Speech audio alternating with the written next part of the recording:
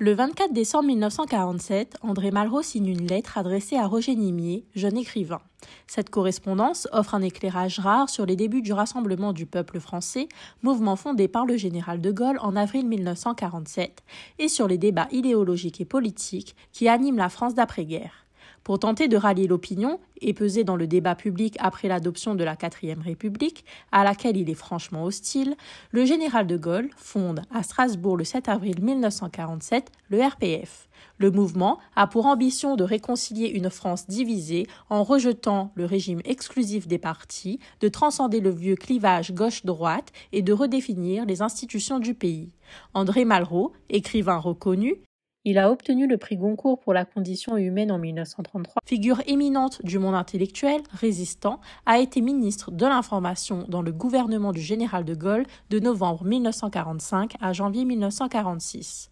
Il fait partie des signataires des statuts du Rassemblement du peuple français et le général de Gaulle lui en confie la propagande. C'est à ce titre qu'il reçoit à la fin de l'année 1947 une lettre de Roger Nimier dont nous n'avons malheureusement pas retrouvé la trace.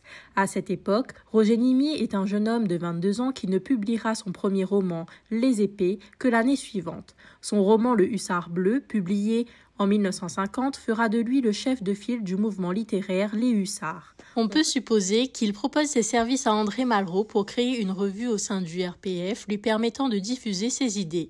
Par ailleurs, il se livre probablement à une analyse du débat intellectuel et politique qui marque cette époque.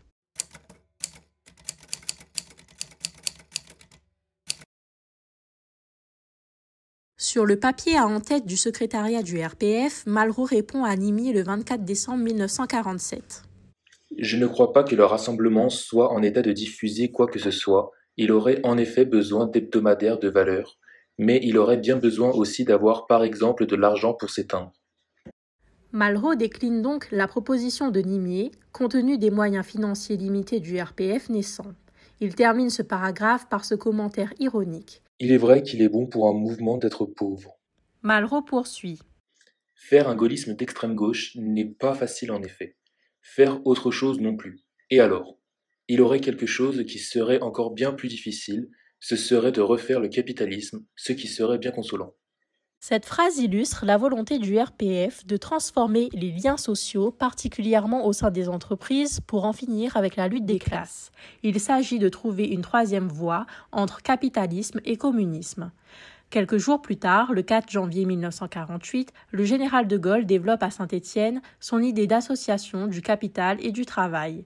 André Malraux se souviendra de cette correspondance quand il créera au sein du RPF l'hebdomadaire Le Rassemblement en 1948 et le mensuel Liberté de l'Esprit en 1949. En effet, Roger Nimier rédigera une chronique littéraire dans le premier et fera partie des contributeurs réguliers du second.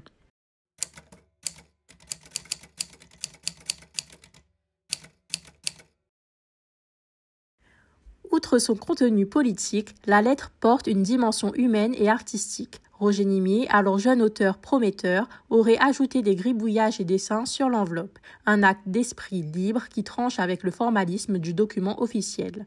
Ce geste illustre le dialogue entre deux figures majeures de la littérature et de la politique, chacune à sa manière explorant les mutations de leur époque.